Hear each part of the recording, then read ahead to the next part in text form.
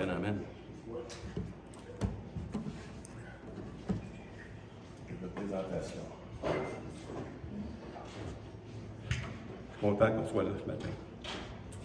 On est rendu dans notre troisième étude sur l'autorité du croyant. Vous l'aviez compris depuis le début, l'autorité du croyant, c'est pas quelque chose qui est notre force personnelle, mais c'est notre force qu'on a reçue en Jésus-Christ. C'est notre identité en Christ qui fait qu'on a une autorité. Et puisqu'on a une autorité, on a vu dans les premières choses que notre autorité était dans quoi? Était dans le fait qu'on a l'autorité sur le péché dans nos vies. On peut chasser le péché dans nos vies. On n'est plus obligé de vivre comme notre ancienne nature qui se corrompt constamment. Quand le péché vient, on peut le chasser.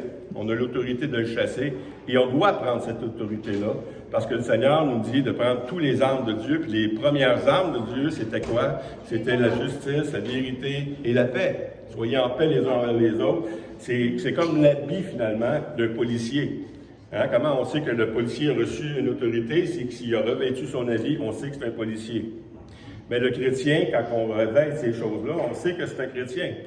Il devrait y avoir une différence entre le chrétien et le gens dans le monde. Malgré que ce n'est pas toujours évident, juste au premier coup d'œil comme ça. Parce que si vous aviez vu mon père, il n'était pas du tout chrétien, mais il avait un comportement honorable. Donc c'est pas juste la justice, c'est pas juste de dire la vérité, c'est pas juste d'être dans le lien de la paix, mais c'est aussi revêtir les armes parce qu'on est aussi dans un combat. Et le passage qu'on a vu dans Éphésiens 6, c'était de revêtir tous les armes de Dieu afin de résister dans le mauvais jour contre des principautés, contre toutes sortes de choses dans le monde, les choses des ténèbres, dans les choses spirituelles. C'est contre eux, on n'a pas à lutter contre la chair, mais contre les choses spirituelles. Donc on doit prendre aussi la foi, on doit prendre le casque du salut, puis on doit prendre également l'épée de l'esprit. C'est des armes offensives et défensives que Dieu nous a données. Et on a vu ça la semaine dernière, mais on a vu aussi que ce combat se joue dans la prière. Et je suis content parce que la prière, plus ça va, plus on a des gens qui viennent à la prière. On a 11 personnes à peu près la moitié de l'Assemblée qui viennent à la prière. Et puis des fois on a plus de femmes, des fois on a plus d'hommes. Ça dépend des semaines. Mais on est content qu'on prend notre charge, notre responsabilité, l'autorité qu'on a reçue au sérieux. Parce que prier, ça fait partie de la vie chrétienne également. Et c'est dans la prière qu'on voit si on a de la puissance ou il n'y a pas de puissance, s'il y a une autorité ou s'il n'y a pas d'autorité. Parce qu'on peut prier de différentes manières. Depuis des années, il fait 33 ans que je suis chrétien, puis j'ai prié avec beaucoup de monde. Puis je vois du monde qui prie sans autorité. Il prie des choses tout simplement, puis comme la paix dans le monde. Puis c'est comme tu sais, les femmes qui vont faire des parades, là, puis les Miss Canada, des affaires-là, tu sais. Non. Un chrétien prie des choses précises. Puis c'est ce qu'on va voir aujourd'hui. Le titre du message aujourd'hui, dans le cadre de l'autorité du croyant, c'est « La mort et la vie sont au pouvoir de la langue ». C'est quelque chose. La mort et la vie sont au pouvoir de la langue. Quiconque l'aime en pratique le fruit. C'est quelque chose qu'on doit exercer. C'est pas évident de marcher puis de savoir que la langue, elle a un pouvoir. Elle a un pouvoir de vie et un pouvoir de mort. Si tu abaisses toujours quelqu'un, il va finir par croire qu'il n'est pas bon. Si tu élèves quelqu'un, si tu l'encourages constamment, il va finir par prendre de l'assurance, puis il va vivre de ça. Ça se fait dans la chair, ça se fait dans le naturel entre les parents et les enfants. Mais davantage avec Dieu, quand Dieu nous dit des choses, il prend une autorité puis il nous donne notre identité en Christ. S'il venait chaque semaine, puis il venait Sylvain, qu'est-ce que tu as fait cette semaine? Denis, qu'est-ce que tu as fait cette semaine? Puis il serait toujours en train de rabaisser à cause qu'on chute régulièrement. Ce que fait le Seigneur Jésus, qu'est-ce que fait notre Père Céleste? C'est qu'il nous ramène à notre identité en lui. Gloire à Dieu. Et c'est de ça qu'on doit vivre, de notre identité en lui. Et si on vit de notre identité en lui, on va voir que Dieu dit des choses et nous aussi on doit dire des choses. Mais quelle chose qu'on doit dire? Dans Romains 18, on a vu dans Proverbes, c'est-à-dire, excusez, dans Ézéchiel. On va sauter un peu l'introduction parce qu'on va manquer de temps puis on dîne ensemble aujourd'hui. Mais Ézéchiel, l'exemple d'Ézéchiel, que Dieu lui demande de dire des choses, va vous montrer un peu où on s'en va avec ça là, ce matin. Parce qu'Ézéchiel, Dieu lui demande de prophétiser, puis il n'y a rien qui arrive sans qu'Ézéchiel prophétise. Pourtant, c'est Dieu qui pourrait faire ce qu'il veut, Dieu. Mais il ne fait rien sans que... J'avais passé Romains 10, 10, je ne sais pas pourquoi, je vais juste vous le lire peut-être. Ouais. Romains 10, 10, car c'est... Non, c'est pas ça, c'est pas, j'ai pas la bonne feuille. OK. Ézéchiel, on va revenir plus tard à Romains 10. La main de l'Éternel fut sur moi. Et l'Éternel me transporta en esprit et me déposa au milieu de la vallée remplie d'ossements. Il me fit passer auprès d'eux, tout autour, et voici, ils étaient fort nombreux à la surface de la vallée. Ils étaient complètement secs. Il me dit, « Fils de l'homme, ces eaux pourront-ils revivre? » Je répondis, « Seigneur, l'Éternel, tu le sais. » Il me dit, « Prophétise sur ces eaux, et dis-leur, ossements desséchés, écoutez la parole de l'Éternel, ainsi parle le Seigneur, l'Éternel, à ces eaux, voici je vais faire entrer en vous un esprit, et vous vivrez, et je vous donnerai des nerfs, je ferai croître sur vous de la chair, je vous couvrirai de peau, je mettrai en vous un esprit, et vous vivrez, et vous saurez que je suis l'Éternel. » Ce qu'a fait Ézéchiel, je prophétisais selon l'ordre que j'avais reçu, et je commençais à prophétiser. Et quand il a commencé à prophétiser, voici ce qui est arrivé. Il y eut un bruit. Et voici, se fit un mouvement, et les eaux s'approchèrent les uns des autres. Je regardai, et voici, il leur vint des nerfs. La chair crut, et la peau les couvrit par-dessus. Mais il n'y avait point en eux d'esprit.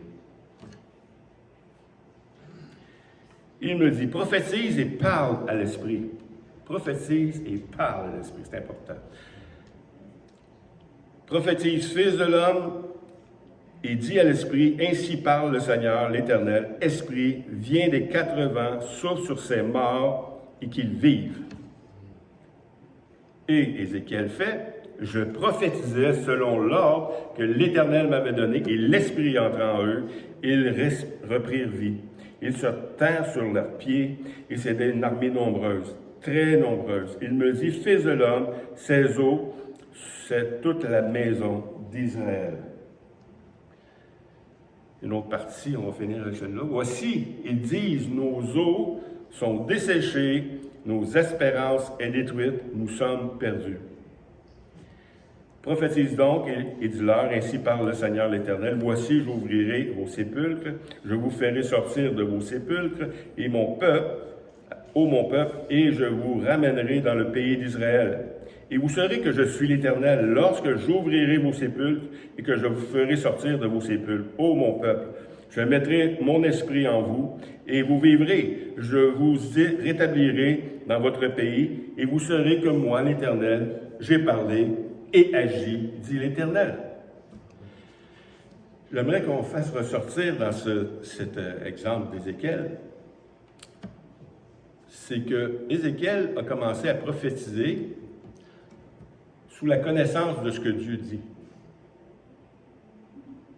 S'il n'y a pas de connaissance de ce que Dieu dit, il ne peut pas prophétiser. Ça vient de ce que Dieu dit. Et deuxièmement, quand Dieu dit de parler, de prophétiser, il ne dit pas juste « dis des choses comme ça en l'air ». Non, il dit « va parler à ces eaux ». Il parle aux eaux. Puis il ordonne des choses. Il y a un pouvoir, il y a une puissance qui est là, qui est donnée, une autorité qui est donnée à Ézéchiel de prophétiser sur des choses qui sont mortes, puis de les emmener à la vie. C'est ça la parole de Dieu qui dit, la langue La vie et la mort sont au pouvoir de la langue. C'est qu'avec la langue, tu peux emmener les choses à la vie. Mais il y a une manière de faire les choses, puis il y a une manière de prophétiser, puis il y a une manière de prier. Puis l'exemple d'Ézéchiel m'a beaucoup inspiré dans le sens qu'on le voit dans le Nouveau Testament également, mais on doit parler exactement à la chose qu'on veut qu'il change. Et Job, on a vu aussi que cette armée-là, eux, ils disaient autre chose.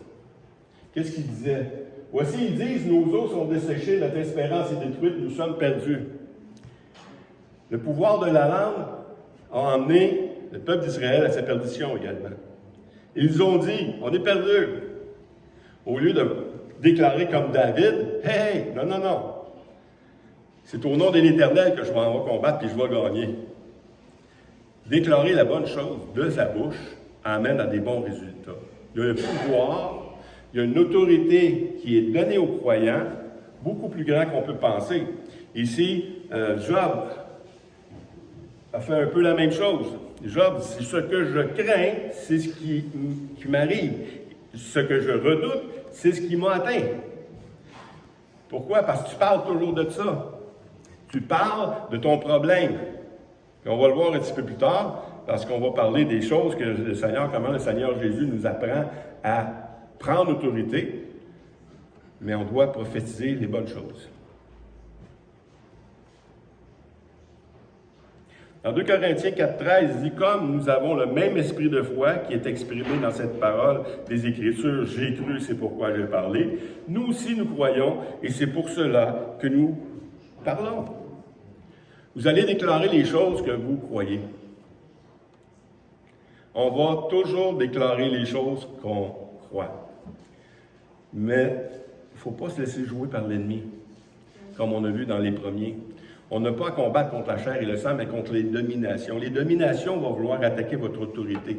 Ils vont vouloir attaquer votre intégrité. Ils vont vouloir vous attaquer, vous. Et si ils vous laissez faire, bien, vous allez penser, puis vous allez parler de ce que vous êtes, homme déchu. Au lieu de penser et de déclarer comme Dieu dit de ce que nous sommes en Jésus-Christ. Donc, c'est très important.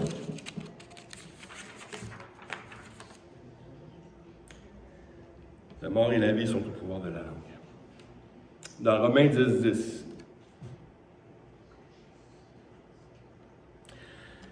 c'est en croyant du cœur qu'on parvient à la justice, et c'est en confessant de la bouche qu'on parvient au salut, selon que dit les Écritures. Quiconque croit en lui ne sera point confus.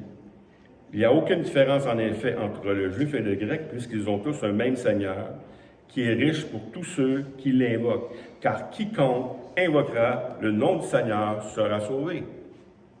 Je peux croire un paquet de choses, mais si je ne le saisis pas, c'est pour ça ici il dit, si tu crois dans ton cœur, c'est une bonne chose. C'est là qu'on arrive à la justice. Mais si tu ne confesses pas de ta bouche, si tu ne demandes pas au Seigneur Jésus, je suis un pécheur, Seigneur, j'ai besoin que tu me sauves, tu ne seras pas sauvé. Même si tu le crois, même si tu crois que le Seigneur peut sauver, ça ne fait pas de toi un sauvé.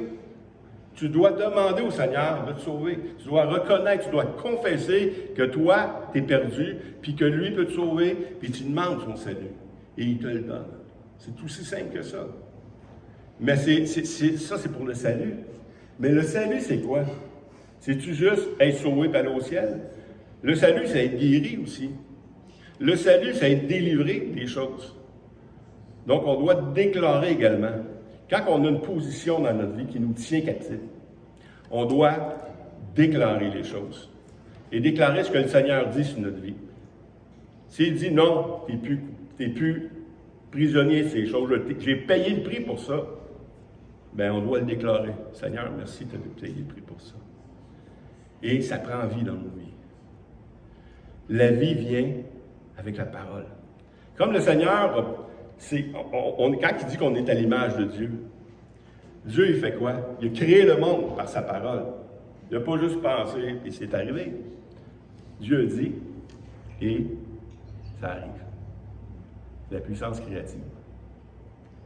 Mais dans nos vies, c'est la même chose. Dieu, ce que Satan voulait avoir, c'est ce pouvoir-là, puis il ne l'a pas eu. Nous, on ne voulait pas l'avoir, puis on l'a eu. Parce que Dieu nous l'a donné en Jésus-Christ. On siège, on va siéger avec le Seigneur. On a reçu une autorité qui nous dépasse. Parce qu'il n'est pas mérité, ce n'est pas par nos œuvres qu'on a mérité cette puissance-là ou ce salut-là. On l'a eu par le mérite de Christ. Et c'est pour ça qu'on peut déclarer maintenant. C'est en croyant du cœur qu'on parvient à la justice, c'est en confessant de la bouche qu'on parvient au salut. On a lu un beau psaume avec notre frère Daniel, le psaume 18. C'est ce que David disait également. « Je t'aime, ô Éternel, ma force. L'Éternel, mon rocher, ma forteresse, mon libérateur. Mon Dieu, mon rocher, où je trouve un abri, mon bouclier, la force qui me sauve, ma haute retraite. Je m'écrie, loué soit l'Éternel, et je suis délivré de tous mes ennemis. » Voyez-vous la puissance de la parole? Je m'écrie, loué soit l'Éternel, et je suis délivré de tous mes ennemis. Si je remets mon sort à l'Éternel, je suis guéri, je suis sauvé, je suis libéré. Mais si je fais juste me plaindre de mon sort, se plaindre des choses qu'on manque, Israël le fait dans le désert. Il manquait d'eau, ils se sont plaints. Au lieu de demander, simplement, écoute, chiant, tu murmures. Mais souvent, nous, on fait la même chose. Et Dieu dit, non, c'est pas comme ça. C'est, regarde à moi, je suis celui qui pourvoit. Celui qui s'approche de Dieu doit croire que Dieu existe et qu'il est le rémunérateur de ceux qui le cherchent. Ça, c'est la foi. Celui qui s'approche de Dieu doit croire qu'il existe et qu'il est le rémunérateur. C'est lui qui nous donne. C'est pas nous qui saisissons les choses, mais c'est lui qui nous donne. Puis si on comprend ces choses-là, on est heureux. Parce que si on essaie de les saisir par nous-mêmes, par notre propre volonté, on va être découragé. Parce que ça ne se fait pas comme ça. C'est une grâce que Dieu nous fait. Et c'est toujours par grâce que Dieu fait les choses. Dans Jean 11, 40 à 44,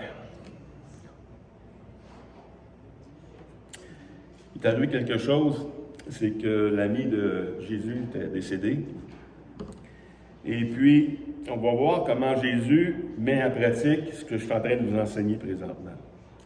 Jésus leur dit, « Ne t'ai-je pas dit que si tu crois, tu verras la gloire de Dieu? » Il ôtèrent donc la pierre, et Jésus, levant les yeux en haut, il dit, « Père, je te rends grâce de ce que tu m'as exaucé.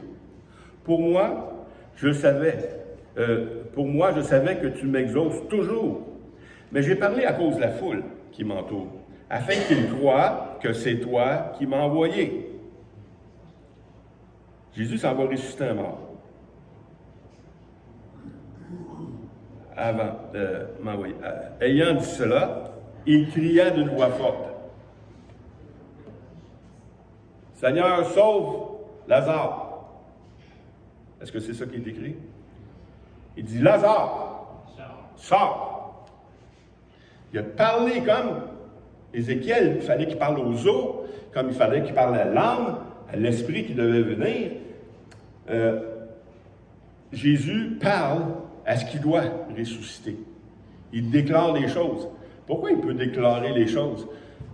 Parce que le secret de ces choses-là, c'est que Jésus, on le voit au début, c'est que je te prie que tu m'as exaucé. Tu m'as exaucé, Seigneur. Il n'était pas encore ressuscité, puis il dit, tu m'as exaucé. C'est quoi tu dis, Seigneur?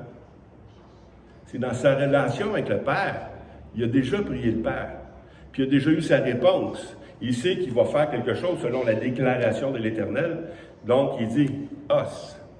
Il dit, Lazare. Il dit, à la jambe. Il dit, peu importe à ce que tu parles à ce qui doit changer. Puis ici, c'était Lazare qui devait ressusciter. Et le mort sortit les pieds et les mains liés de bandes et le visage enveloppé d'un linge. Jésus leur dit, déliez-le et laissez-le aller. On va voir d'autres exemples de ces choses-là.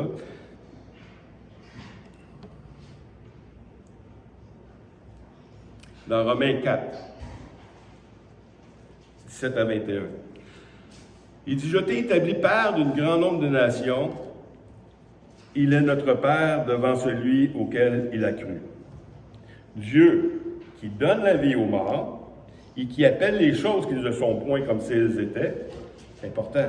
Il appelle les choses qui ne sont point comme s'ils étaient. Il déclare les choses et ils sont.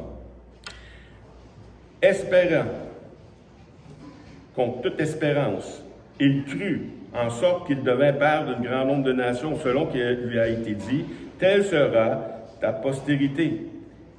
Et sans faillir dans la foi, il ne considéra point que son corps était déjà usé, puisqu'il avait près de 100 ans, et que Sarah n'était pas en état d'avoir des enfants. Il ne douta point par incrédulité au sujet de la promesse de Dieu, mais il fut fortifié par la foi, donnant gloire à Dieu, et ayant une pleine conviction de ce que Dieu, de ce qu'il promet, il peut aussi l'accomplir. Il dit, Abraham, j'ai changé ton nom parce que tu vas être le père d'une grande nation. Maintenant, il a changé de nom, puis il est en train de dire, je suis le père d'une grande nation. Il est en train de déclarer les choses. Il ne l'a pas vu encore. Il s'est passé des choses dans sa vie, sa femme est un peu impatiente, va vers ma servante, il a voulu faire les choses lui-même au lieu d'attendre la promesse de Dieu, mais il a fini par faire selon la promesse de Dieu, puis avoir les choses. L'espérance en premier et le doute étaient de côté. On ne peut pas parler de la foi dans la parole qui a une puissance, sans parler du doute. Parce que sans la foi, il n'y a pas de puissance. Tout simplement pas de puissance. Un autre passage qu'on connaît, vous savez, c'est le père qui amène son fils qui se garoche dans le feu, puis dans l'eau, puis il l'amène premièrement aux disciples. Puis ses disciples ne sont pas capables de le guérir, de le sauver. Fait qu'après ça, il l'amène au Seigneur Jésus, puis le Seigneur Jésus le guérit. Mais il y a des raisons qui sont dans ces textes-là, et puis ces deux textes, deux évangiles différents, Marc 9, 22 à 25, pour commencer. Souvent, l'Esprit le jette dans l'eau, et dans le feu et dans l'eau, pour le faire périr. Mais si tu peux quelque chose, viens à notre secours. Aie compassion de nous. Jésus lui dit, si tu peux. Si tu peux. Tout est possible à celui qui croit. Aussitôt, le père de l'enfant s'écria, je crois, viens au secours de mon incrédulité. Jésus, voyant accourir la foule, menaça l'esprit. Il a menacé l'esprit. Il lui dit, esprit muet et sourd, je te l'ordonne, sors de cet enfant, il n'y rentre plus. Il a pris l'autorité, puis il a parlé à ce qui devait changer. Encore une fois. Mais il dit, si tu crois, tout est possible. Si tu crois, tout est possible. Puis nous, on a de la misère parce qu'on a cru des choses, puis c'est pas arrivé. Puis on dit, pourquoi j'ai cru, puis ça n'a pas arrivé? Bien, souvent, c'est l'incrédulité. C'est pas juste l'incrédulité, mais souvent, c'est l'incrédulité. Puis ici, l'incrédulité, on voit que c'est l'incrédulité du Père. Le Père dit, viens au secours de mon incrédulité. Mais il n'y a pas juste lui qui était incrédule, il y avait la gang aussi. Alors les disciples s'approchèrent de Jésus, lui dirent en particulier, pourquoi n'avons-nous pas pu chasser ce démon? Jésus dit, c'est à cause de votre incrédulité, leur dit Jésus. Je vous le dis en vérité, si vous aviez la foi comme un grain de sénévé, vous direz à cette montagne, transporte-toi d'ici, et elle se transporterait. Rien ne vous serait impossible. C'est gros. Rien ne vous serait impossible. Si tu as la foi, puis il ne dit pas la foi, une grande foi, là, mais si tu as la foi gros comme un grain de sénévé, tu pourrais dire, cette montagne-là, déplace-toi. Petite foi. Est-ce qu'on a la foi? Oui, on a la foi, oui. Dieu seul connaît les cœurs, puis des fois, il permet des maladies pour changer le cœur de la personne. Oui. Moi, c'est tout à cette zone-là là, que je suis comme... Ça, c'est un autre sujet. C'est selon ta volonté, tu sais, puis... C'est ça, on prie souvent comme ça, que ce soit ta volonté, un peu comme le Seigneur l'a fait également quand il dit, Père, éloigne de moi cette coupe. Mais non pas ma volonté, mais ta volonté. Jésus est venu pour faire la volonté du Père. Puis nous aussi, on doit faire la volonté du Père. Puis qu'est-ce que je dis depuis le début, puis c'est ça qu'il faut retenir. C'est que le Seigneur nous donne de la foi. Et la foi vient de ce qu'on entend. S'il ne t'a pas dit que tu vas guérir, s'il ne t'a pas dit que tu peux vivre, s'il ne t'a pas dit que tu vas être capable de faire les choses, est-ce que tu peux mettre ta foi là-dedans? La foi vient de ce qu'on entend. La foi doit commencer où ce que la volonté de Dieu est connue. Si la volonté de Dieu n'est pas connue, tu ne peux pas mettre ta foi là-dedans. Oui, il y a des choses dans la parole de Dieu, qui des Écritures qui sont claires. On peut mettre notre foi là-dedans. Mais ici, il nous dit que si vous aviez la foi, rien ne vous serait impossible. Mais il dit ici, cette sorte de démon sort par la prière et par le jeûne. C'est quoi la prière et le jeûne? C'est notre relation avec le Seigneur. Si tu n'es pas en relation avec le Seigneur, si tu ne connais pas la volonté, tu jeûnes pourquoi? On jeûne pour connaître la volonté de Dieu. Mais si tu ne pries pas et que tu ne jeûnes pas, comment tu vas faire pour connaître la volonté de Dieu? C'est ce qu'on disait la semaine passée. L'épée tranchante, là, c'est elle qui fait la distinction entre ce qui est vrai et ce qui n'est pas vrai. Entre ce qui est de Dieu et ce qui n'est pas de Dieu. Il peut séparer l'âme et l'esprit, jointure et moelle. C'est elle qui sonde les pensées du cœur. Est-ce que c'est ma pensée? Est-ce que c'est mon désir de faire ça? Ou c'est la volonté de Dieu? Mais notre vie, en tant que chrétien, est là pour glorifier le Seigneur.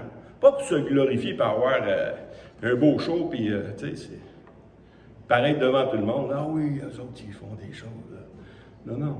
Il n'y a personne qui fait ça. Même Pierre, quand il y a eu le gars qui était aveugle, je crois, au pied à la porte du temple, il dit, « Pourquoi vous me regardez comme ça, comme si c'était par notre propre piété qu'on a fait ça? » C'est au nom du Seigneur Jésus qu'on a fait ça.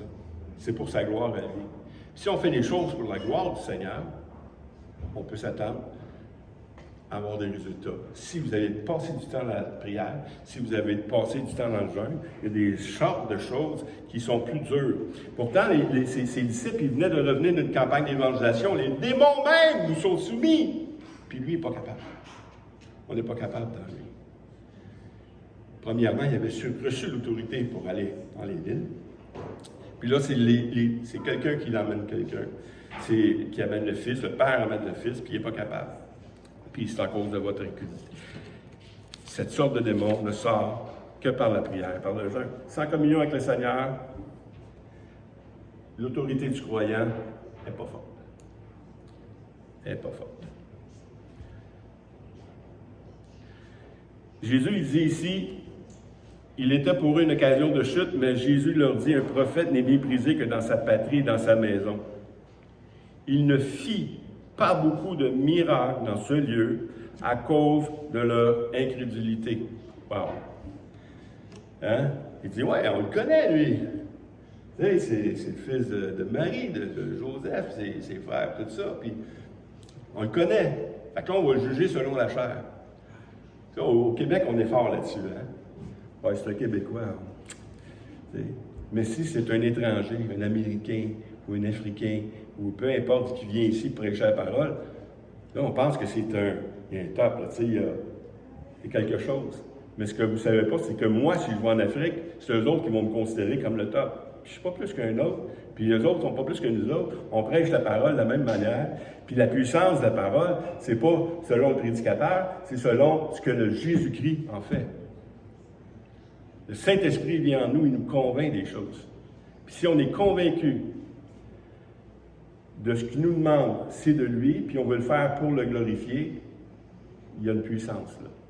Puis on peut l'accomplir, cette puissance-là. C'est à cause de leur incrédulité. Un dernier exemple du Seigneur Jésus, de ce qu'il déclare de sa bouche. Pas un dernier, il y en a d'autres, mais dans Marc 11, 12 à 14, il dit, le lendemain, après qu'ils furent sortis de Béthanie, Jésus eut faim. Apercevant de loin un figuier qui avait des feuilles, il alla vers voir s'il se trouvait quelque chose. Il s'en étant approché, il ne trouva que des feuilles, car ce n'était pas la saison des figues. Prenant alors la parole, il dit que jamais personne ne mange de ton fruit. Et ses disciples l'attendirent. Le matin, en passant, ses disciples virent le figuier séché jusqu'aux racines. Pierre, se rappelant ce qui s'était passé, dit à Jésus, « Rabbi, regarde le figuier que tu as maudit, a séché. » Jésus prit la parole et leur dit, « Ayez foi en Dieu. Je vous dis en vérité, si quelqu'un dit à cette montagne, « Ôte-toi de là et jette-toi dans la mer, et s'il ne doute point en son cœur, mais croit que ce qu'il dit arrive, il le verra s'accomplir. C'est pourquoi je vous dis, tout ce que vous demanderez en priant, croyez que vous l'avez reçu et vous le verrez s'accomplir. » C'est pas moi qui dis ça, c'est le Seigneur Jésus qui dit ça. Tout ce que vous demanderez en priant, croyez que vous l'avez reçu et vous le verrez s'accomplir. Mais ne doutez point. Le doute. Le doute, c'est si quelqu'un manque de sagesse, qu'il la demande à Dieu, qui donne à tout simplement et sans reproche, et lui sera donné. Mais il demande avec foi, sans douter, car celui qui doute est semblable à un flot de la mer agité par le vent et poussé d'un côté et de l'autre, qu'un tel homme ne s'imagine pas qu'il recevra quelque chose du Seigneur. Demander sans foi, aucun résultat. Mais la foi et les choses qui accompagnent la foi, on doit savoir que quand on demande quelque chose, on peut avoir cette assurance-là qu'on peut l'avoir. Parce que c'est lui qui le promet. Ce n'est pas basé sur nous. Dans Éphésiens,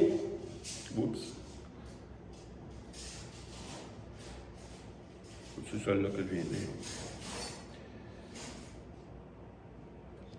Dans Jacques 4, 2 à 3, on a parlé de l'incrédulité, le manque de foi, le manque de relation avec le Seigneur, le manque de jeûne, le manque de consécration, le manque de savoir c'est quoi la volonté du Seigneur pour la foi. Mais il dit ici, vous ne possédez pas parce que vous ne demandez pas. C'est une chose. On n'a pas les choses que Dieu nous demande. On n'a pas les choses qu'on demande à Dieu ou les choses qu'on désirait avoir. On ne l'a pas. Pourquoi ici? Tout simplement parce qu'on ne le demande pas. La puissance est dans la langue. L'autorité est dans la langue, dans la prière. Vous demandez, vous ne recevez pas parce que vous demandez mal, dans le but de satisfaire vos passions. Alors, on va avoir des belles choses, on va avoir prestige. Si on prie selon la volonté de Dieu, notre vie, ça va être pour le glorifier, lui, tout simplement. Pas pour nous, c'est pour lui. Puis ici, le contexte de « vous ne recevez pas » parce qu'ils sont toujours en train de chicaner. Il y a un contexte, là. Ils sont toujours en train de faire des choses, puis ils n'ont pas, à cause de leur cœur. Mais le cœur fait parler de l'amour. Et on va finir avec ce verset-là. Quand j'aurai les dons de prophétie, la science de tous les mystères et toute la connaissance, quand j'aurai même toute la foi pour transporter des montagnes, on vient de parler, hein, celui qui a de la foi va transporter des montagnes. Même si j'ai toute la foi pour transporter les montagnes, il dit ici, si je n'ai pas la charité, je n'ai rien. Quelque chose. Quand même, là, je veux faire des choses. Puis, ça peut arriver qu'on fasse des miracles. Ça peut arriver qu'on ressuscite les gens. Ça peut arriver que les gens guérissent à côté de nous. Mais sachez que même Satan peut faire ça. Hein? Satan peut accomplir les choses lui-même. Mais Satan ne peut pas agir selon l'amour. Et c'est ce qu'on va voir la semaine prochaine, dans la suite de cette étude-là, sur l'autorité du croyant. Si on n'est pas capable de se pardonner, si on n'est pas capable de vivre dans l'amour, il n'y a aucune puissance. Ici, il dit que même si j'aurais la foi pour transporter les montagnes, si je n'ai pas l'amour, ça fait aucun sens. Ça résonne comme une cymbale, ça s'éteint tout de suite. Ça fait juste un beau feu de la mèche. Mais si je vais dans la foi, je dois développer premièrement ma relation avec Dieu. Je dois connaître ma parole, l'épée de l'Esprit. Parce que l'épée de l'Esprit, c'est elle qui nous dit où on peut mettre notre foi. Et si je vis ma relation avec le Seigneur, puis je demande au Seigneur, Seigneur, est-ce que je peux faire ça? S'il dit oui, vous pouvez prendre cette assurance-là, cette autorité-là, et déclarer les choses. On a tous des montagnes dans nos vies. Peu importe la montagne. Ma montagne à moi, ce n'est pas nécessairement votre montagne. Puis souvent, en tant que chrétien, on parle beaucoup de la montagne. On parle de la montagne, ça, on n'a pas de problème avec ça, j'ai des problèmes. J'ai de la misère. J'arrive pas, c'est dur. Ça ne donnera jamais rien de bon. C'est ben trop gros. Jésus dit, si quelqu'un dit à la montagne, tasse-toi de là. Il prend l'autorité, ça va se tasser de là. Parce que l'autorité vient du Seigneur. Puis il nous donne cette autorité-là pour vaincre, pour avoir une vie victorieuse en lui, pour accomplir ses desseins. Et c'est comme ça qu'on va le faire. Juste le fait, imaginez juste le fait qu'on est capable de parler. On a reçu une autorité même plus grande que les animaux. Oui, un chien peut dire sa volonté, je ne suis pas content d'en de là en étant agressif. Mais nous, on est capable de le dire, par parole. On est capable de dire non. Je veux pas. On a une autorité. Puis là, il continue. C'est comme les enfants qui n'arrêtent pas de la chaler. Là, puis la maman, à un moment donné, je dis la maman, parce que souvent le papa il est moins patient. Mais la maman, souvent, après 10 fois, hey! J'ai dit non! Elle vient de prendre l'autorité. Puis c'est elle qui a l'autorité parentale. Mais en tant que chrétien, on a une autorité. Puis on peut déclarer les choses. Des fois, juste en disant non, puis ça marche.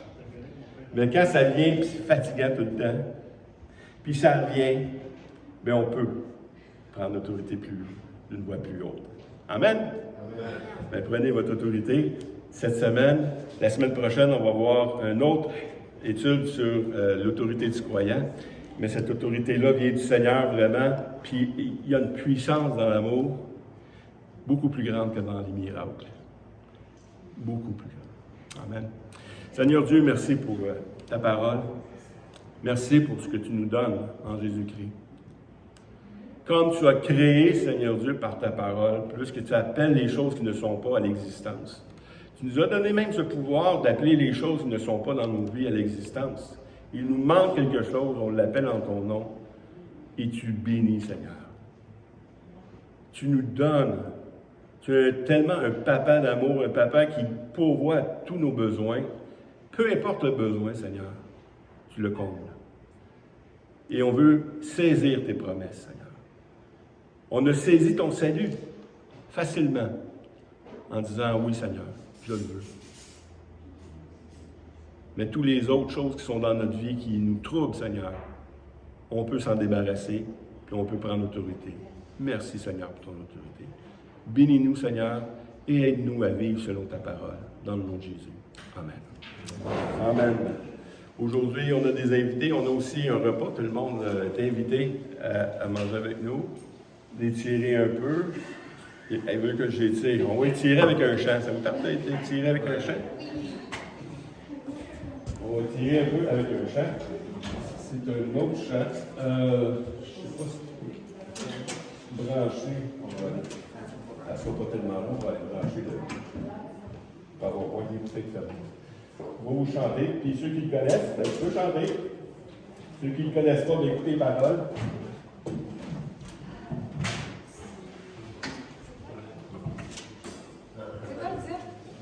Le titre, c'est Louer l'Éternel. C'est bon. C'est le chant du psaume 18. Psaume 18 qui dit « Je m'écris, loué soit l'Éternel, et je suis délivré de tous mes ennemis. » 1, 2, c'est bon.